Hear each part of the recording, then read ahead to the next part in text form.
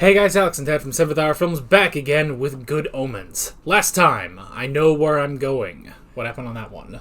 Well, it turned out where he was going was Edinburgh. Yes. And good old David Tennant got to use his real Scottish accent. Yes. Also, we will never claim to know how to pronounce Edinburgh, because I've heard it 8,000 different ways. I don't even know if how you're saying it is correct or not. So just take that with a grain of salt. Okay. So they flash back to Dr. Dalrymple, who was trying to, like many of the doctors at that time, trying to advance, medical science. But the only way to do that, of course, is to practice on bodies. But the only way to get the bodies was to pay people to rob graves. So there were two grave robbers. Can't remember the first girl, but Wee Morag was one of them. Yeah. And as it turns out, one of the girls gets killed, and Aziraphale says, I can bring her back, and Crowley says, no, you shouldn't do that. And so, anyway. Well, it's less that he shouldn't, and just that she was already dead by that point, so. But anyway, Aziraphale also posed as a reporter. Yeah. And went to the Resurrectionist pub. Heard about a man in a gray suit, which we assume is Gabriel. Yes. Well, we don't know for sure, but that appears to be where it was going. So someone pointed out that in season 1, Gabriel specifically wore a gray suit, and I think so did Michael and one of the other archangels, and it's all the regular angels that all wear white. So that's what caught us off guard, because we just assumed he wore white. He's an angel, he wears white. Yeah. So we thought that he met up with someone else. So the two other things, the two women with their shops close to Aziraphale's bookstore, Crowley tried to get them together under an awning during a rainstorm, but it rained too much and the awning ripped open and they got soaked, so that didn't work, though he expected it. And then from the thumbnail there, one of the angels sent to spy on them had literally never been to Earth before and didn't know how to act. Yeah. So she was all dressed in white, even though she was supposed to be a police constable. Well, they ended up calling her Inspector Constable. Yeah. Anyway, so that was pretty much everything. And again, it's wonderful acting, great character scenes. Literally gave us nothing in the way of where we're going. Yeah, because I remember there was something, because Aziraphale went back to the graveyard in the present day where they were robbing the bodies, and he specifically called Crowley to try to, and he gave him a bit of a lead.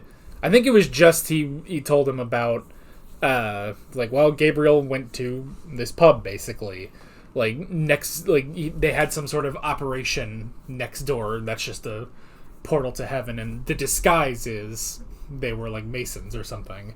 So, but I can't remember if he found anything new or not. So I don't think so. Yeah. So yeah, and I think the last thing was there was a moment where Gabriel started, saying things again, where and it seemed to be more out of the Book of Revelation than the dead shall rise from their graves. Yeah. So yeah, still not sure where it goes, but we have our speculations and everything. Yeah. And it's just so much fun to watch Michael Sheen and David Tennant. Yeah, so yeah, we'll have more speculations, more historical, biblical, and Japanese animation references, which that doesn't count. That doesn't count. Take the counter off the screen. That doesn't count. Not until I name a specific show does it count towards a point. So yeah, we'll see. I'll see what I can concoct today. So, you got anything else? I got nothing. Then why don't we just go ahead and jump right into episode 4. The Hitchhiker, featuring the minisode Nazi Zombie Flesh Eaters. Sounds like a 1970s porn film. Yeah. Let's see, could you play something that's got a bit of swing? I'm in the mood for something modern, but not bebop. Turn that up just a little. I'm so sorry. I really do have to get...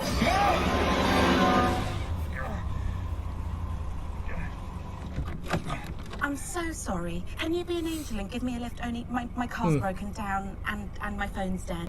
I knew you couldn't resist somebody in distress. What a heap of junk this car is. Crowley is hiding the angel Gabriel. I think you must have me confused with someone else. I'm a little bemused as to why Crowley should risk destruction for you. You don't seem his type at all. No, someone hasn't read the fan fictions. Where did you put... You can let me out here.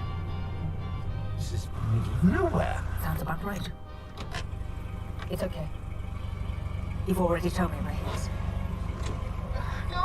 How did I tell you where Gabriel is? You didn't. You have now. Man, you gotta get more smooth about that. That's the problem with him. He wears everything on his sleeve. Mark Geddes.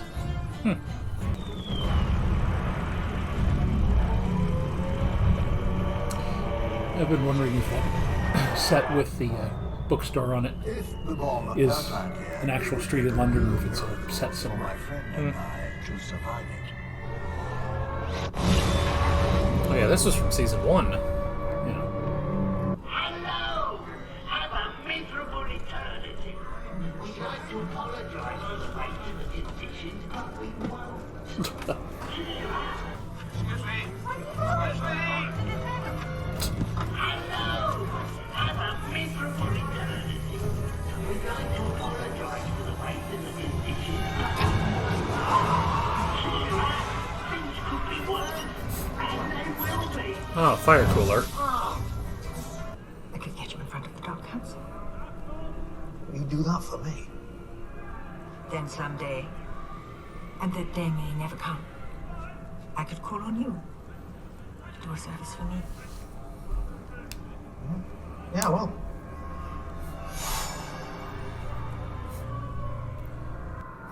I think you literally made a deal with the devil. And you're already a devil. What did you just say? It was Mr. Crowley's meddling that caused this. Crowley? Yes, they did say something about demonic interventions just before the bomb hit the church. They, who is they? Crowley and his bookseller friend, Mr. Fell. Real sissy type. A proper figure. Just stop for a minute. So this all happened in a church. Tell me Ugh. everything.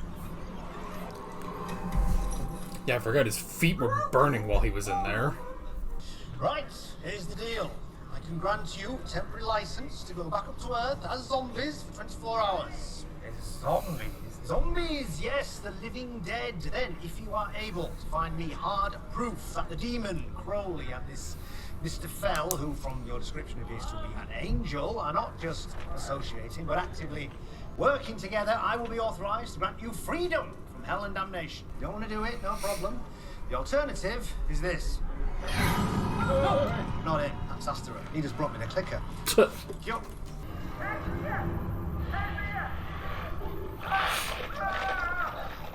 Commandant Glux. You'll be passed through the spider's digestive system, expelled as fecal matter, reconstituted as a Nazi-headed fly, and the whole sorry business is repeated. For how long? Check for you. 1,000 years. Eternity. Eternity. So, if you'd rather take the initial 24 hours as the living dead on Earth, just sign here. Otherwise, it's straight through there for Spinner time.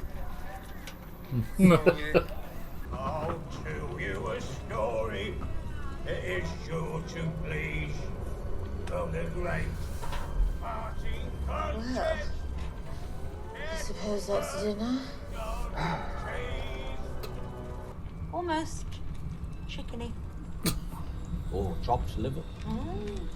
Who knew living brains could be quite soup? But with muscles well changed and legs far apart, she started a final and glorious part. Beginning with Chopin, her bottom did sing, and went right up the scales to God save the king.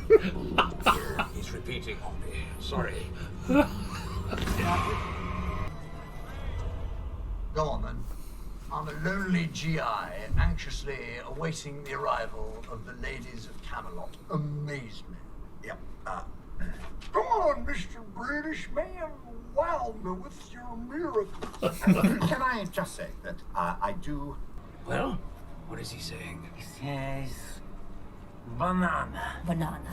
fish, Fish. gorilla, Gorilla. shoelace, Shoelace. dash of nutmeg. Banana, fish, gorilla, shoelace with a dash of nutmeg. What you just did's remarkable. I don't have the foggiest notion how it's done. You, my Nefertiti Phonic fellow, are about to perform on the West End stage. If that doesn't make you a professional conjurer, I don't know what does. West End in London is equivalent of New York's Broadway.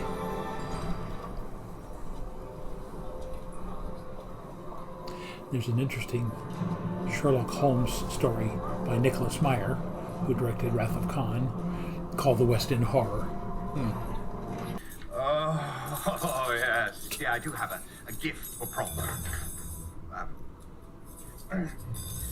A sort of natural dexterity. Oh. I'm looking for something with a bit more scale. Something climactic. Like that. Bullets couch. Lovely. No. I'm afraid that's not for you, sir. What about this? No, it's all right. I found my showstopper. How much is it? You don't understand. 12 people have died presenting this effect. Years ago, I sold one to a lovely Chinese fella, and he ended up 6 foot under. But you'd need a firearms license. Oh, I have one of those already. Oh. Oh, yes, I keep a Derringer in the bookshop inside a hollowed out book in case I get into a scrape. You read too many books. £7, and You don't expect that of an angel. I think I have. Excuse me for 1 minute. Put on the joke ring. Oh no. You're still wearing the other ring.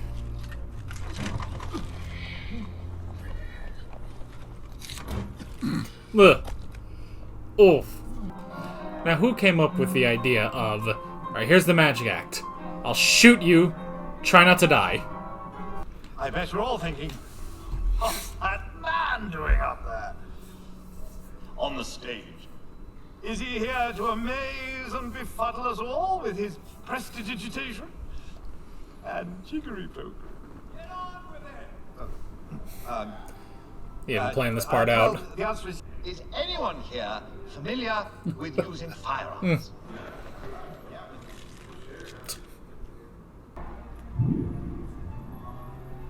Oh well.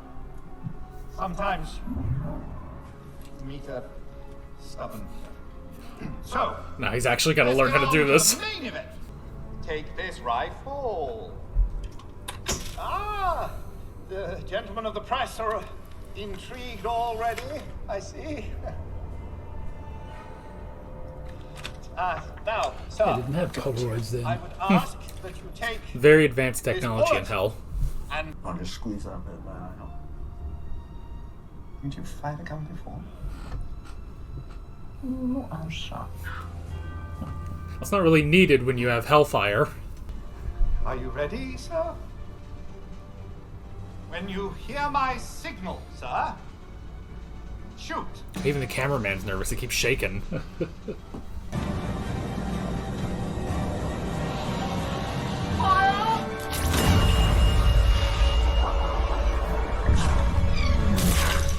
Oof.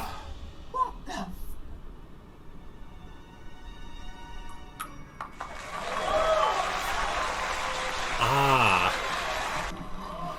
You know, have they invented blanks yet? Yes. Because you'd think you would use that, and then just pop a bullet in your mouth.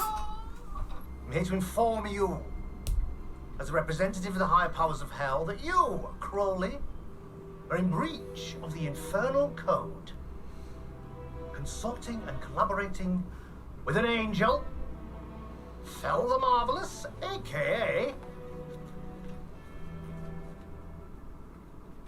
Azirapalala. Azirapapap. Azifapal Allah. Aziraphale. Kommen Sie heiren, bitte?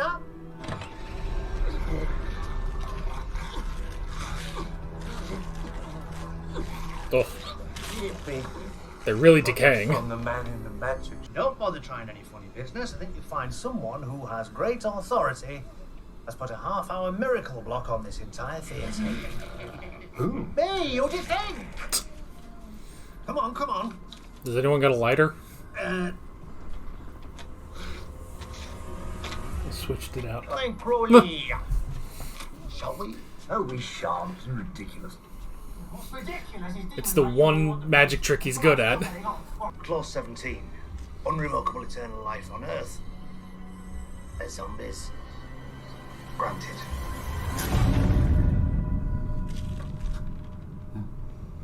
Might be alright. You're not gonna last much longer. But I'm afraid it looks like you'll be staying right here. Hey? Oh, hang on, that's not... But... There was a miracle blocker in the room. I saw you put it back in the envelope. Who needs a miracle when you've had private lessons from the great Prof. Hoffman himself? I simply say the magic words. Banana fish gorilla shoelace with a dash of nutmeg and... Eh. Well, I got it right the time that mattered. Well, he actually did say that then. That's the trouble with you lot. You tend to see things in black and white. Sometimes, you just gotta blur the edges. Or maybe there is something to be said for shades of grey. Shades of dark grey. Shades of very light grey, I rather fancy. There's a difference between evil and chaos. Let me in to see Lord Beelzebub, or I will rearrange your vital organs and hang them on the wall. In a frame. No, devil. Shax, demon of the fifth house. Can you enter the bookshop without permission? Not technically, no. But give me a legion of hell's finest troops and see what I can do. It's a chance I've been waiting for, Lord Beelzebub. All you have to do is remove the walls. I am commanding you to do it. I want you there, Shax. On the ground. Bravely leading the attack into the bookshop. Leading the army of the damned. I can do that. I feel like that's going to give the angels reason to attack again. Got any self-respect? It's nothing good.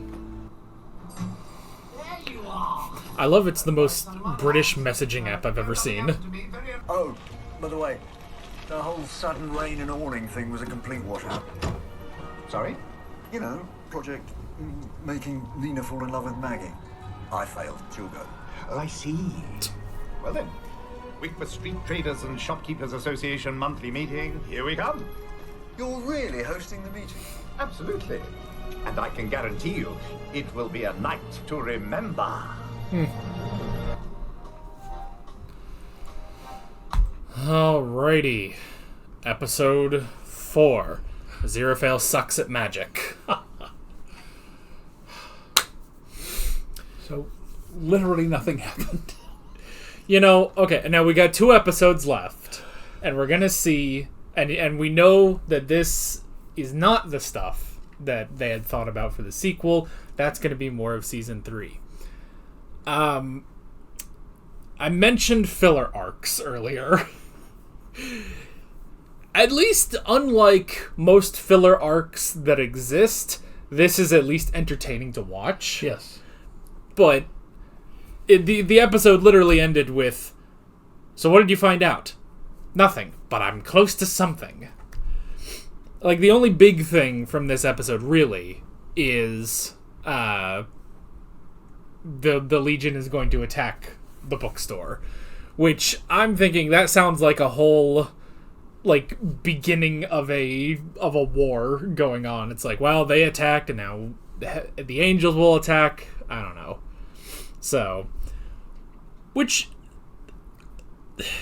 although now that I think about it, what if that is Gabriel's plan to start the apocalypse? Is, if he goes missing, doesn't have his memories, hell will be clamoring to get him and take him before Satan.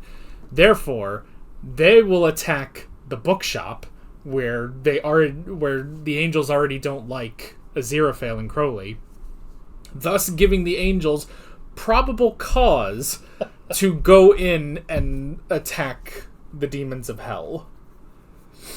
It could be something like that. I don't know. There's not much else to go on. Other than establishing that there's now a complete trust between Crowley and Aziraphale. Yeah, so... do you think those zombies are still around? Well, theoretically, at least pieces of them. Yeah, so... it's... I mean... Yeah, because they did say it's like, you now have eternal life just as a zombie, so the 24-hour thing is gone, which... I'm gonna do it. And we're gonna bring up the counter. Because in Dragon Ball Z, there is a part where Goku's been dead for like 7 years or so, but he's been training in heaven this whole time, and they're holding a new tournament and stuff, and they're like, well, he can come back and visit his family and enter the tournament, but they don't want to, I don't remember, it's so complicated. It's like they don't want to bring him back using the Dragon Balls, so they have a character from a long time before in the original Dragon Ball series who has the power to bring someone back for 24 hours, and they're all back. They have their body and everything. They just have a halo over their head signifying they're dead. That's how Goku came back in the Majin Buu saga. Eventually, that's how Frieza comes back for the Tournament of Power. And that's exactly what I thought of. It's not as grotesque as coming back as a zombie for 24 hours, so... But that's where my mind went to. And that will be the last of the anime references, except no promises. That'll be the last... I think that'll be the last one of the day. So, of the day. Of the episode. Who knows what we'll get next episode, so... But I just wanted to get it out, so that I didn't have to bring it up 20 minutes from now or anything. So, with that said, the rest of the episode, what were your thoughts on it? Again, not to be too critical, it wasn't as entertaining because there wasn't the through line. You know,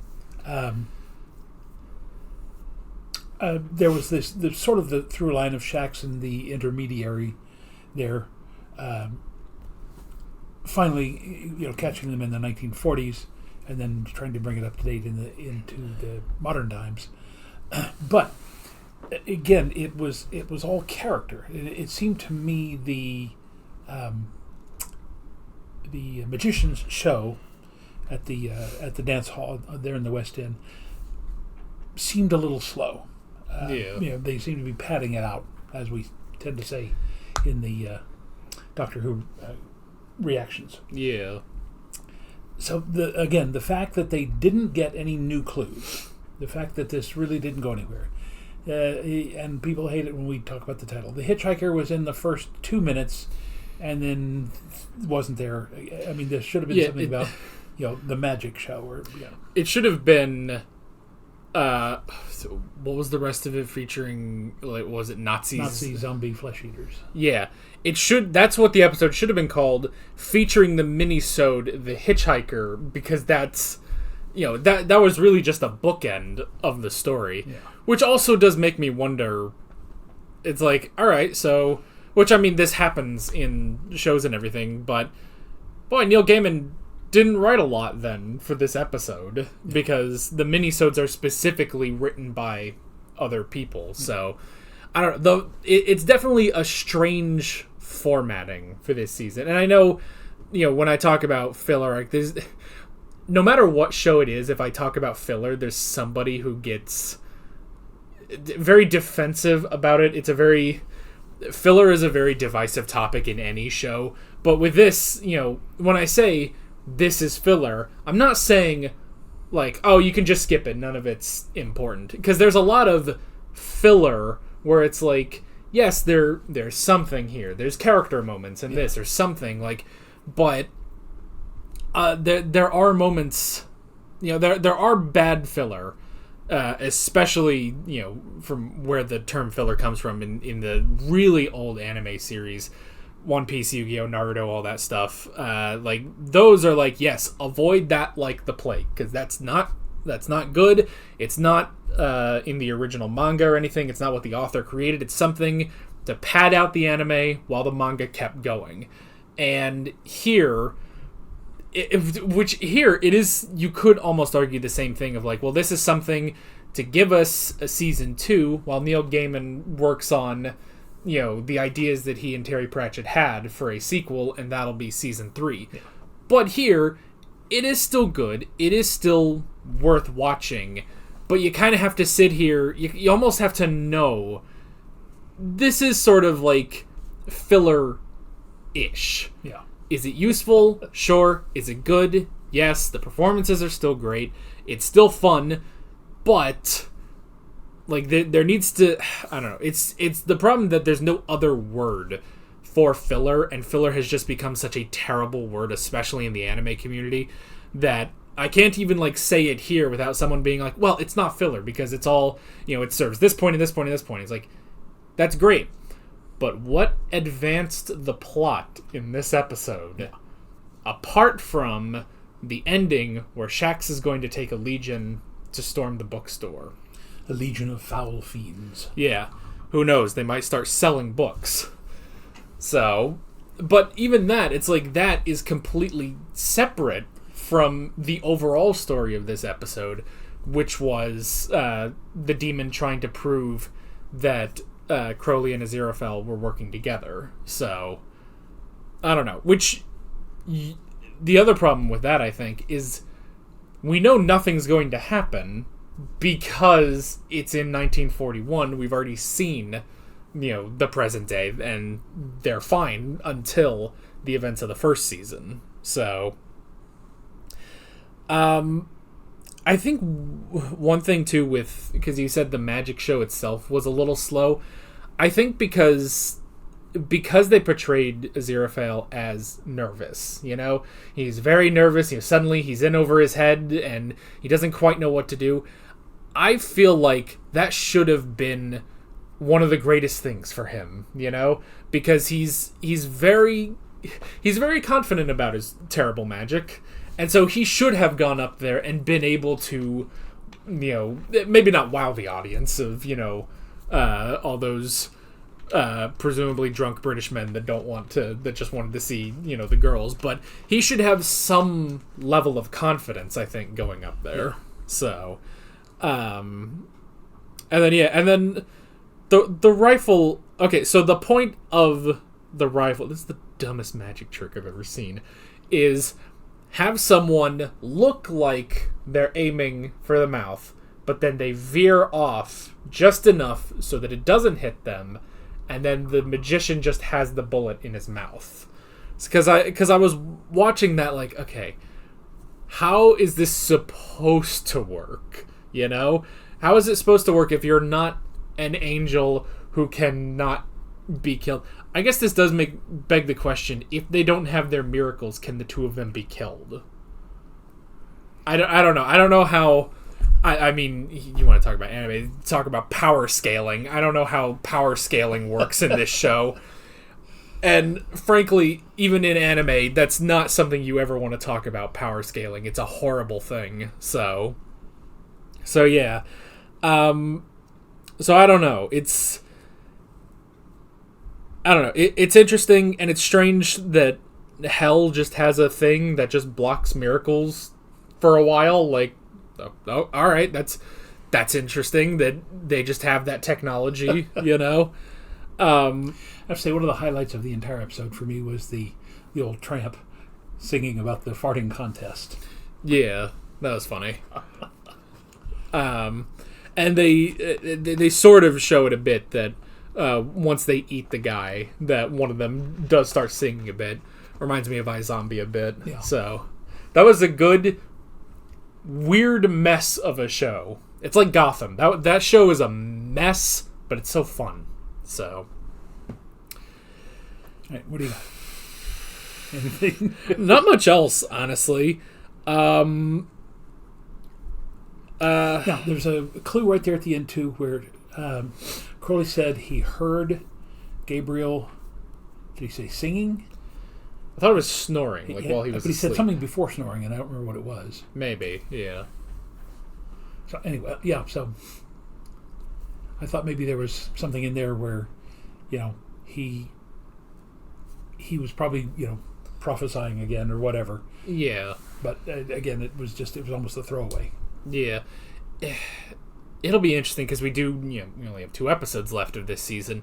It'll be interesting to see what the plot, but what the plan is here, because it may honestly be that they're going through this whole complicated plan just to have what I said, probable cause for facing.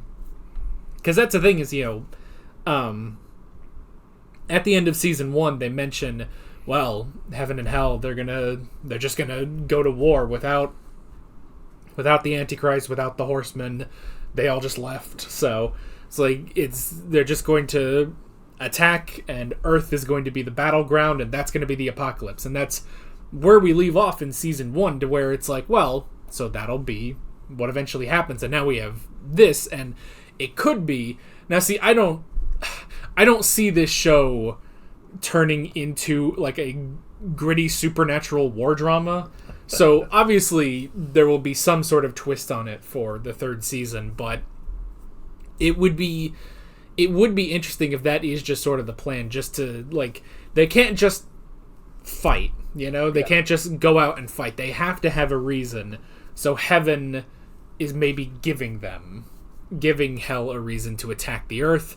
Therefore, the angels will come in as the heroes, as the liberators, as America would say, and they'll come in and defeat hell, and Earth will be lost in the crossfire, but we defeated the demons, Although, there is a part of me that wonders, how is hell going to be able to do anything? Because they're the most organized, unorganized people. Like, honestly, with all the bureaucracy and everything, it's like, you'd honestly wouldn't think that of hell, Because if the whole point was, well, we'll get away and everything, but it's like you have to keep, well, there's eternal damnation, everyone gets their own punishment, and it's this and that. It's like, there does have to be a lot of paperwork and a lot of, like, they can't just be sort of the rebel punks down, under the earth. So, I don't know. Like, it makes sense in... it's a thing of, like, I don't see how hell can actually fight because they're so, ridiculously unorganized. It would just be a bunch of crazy people running around. And I don't see how heaven can fight, because if they try to do anything, there's going to be mountains of paperwork just to swing a sword. So, I don't know. But we'll have to see. Well, we did make that point before, that that hell is disorganized, because that's literally its guiding principle, better to rule in hell than to serve in heaven. So despite the fact that Satan was the one who led the rebellion, all of the other angels have to have that same spark in them, and so when they get down into the underworld, into Hades, whatever, that when Satan sets himself up and says, I am now the ruler here, they're like, I don't think so. I mean, that's why we fought against God in the first place. Yeah, it was only a good deal for him, I guess, because he just gets to sit on his giant evil demon throne with his Benedict Cumberbatch voice, and he's like, go throw them into the dung pits, have them be eaten by a spider and transformed into a fly with a Nazi head. You guys do that. Fill out all the paperwork, get all that going. I'm going to sit here and wait until something happens. So, I guess that's a good point, is that's why there's so much paperwork and bureaucracy even in hell, is that it's like, well, yes, it's different from heaven, because Satan doesn't have to do any of that. The one interesting, and it's not even a parallel, but you've probably heard of Dante's Divine Comedy, especially the Inferno. Yeah. And at the very bottom of the 9 levels of hell is Satan, but he's stuck in a lake of ice. And the thing is, the reason why the lake is frozen in the first place is because he is constantly flapping his wings trying to get out. And so he's literally locked in by his own actions. If he would simply stop flapping, stop trying to get out, the ice would melt and he could get away. But he is so determined to free himself that he is constantly keeping himself from being freed. Well, yeah, that's true. So, yeah. You got anything else on this episode? I got nothing. Yeah. I mean, because even like the previous episodes, and again, we're still enjoying this season. We're just trying to find the point of the season. So, and I feel like the point is come back for season 3 and we'll have an actual like story, you know, because even in this episode there just was no Gabriel at all. Like, we never cut to him or anything. So yeah, it's still good, but and again, don't fully get too defensive about it, but filler arc. Yeah. It is definitely a filler arc. It's a good filler arc, and those are incredibly rare, but it is a filler arc that overall, you know, you'll get to the 3rd season and be like, all right, now for the actual stuff. Yeah. So that is basically it. Leave all your comments about how I'm wrong down below, and this is not a filler arc. And yeah, we're Alex and Ed from 7th Hour Films, and we will see you guys next time. Take care. Alright guys, thanks for watching this video. There's a bunch of links on screen if you want to go click around any of those. There's a playlist with all of our Good Omens reactions, as well as another video you can go click on if you want. There's also a subscribe button and a Patreon button on screen, as well as other links in the description if you want to go check out any of those. See you guys later.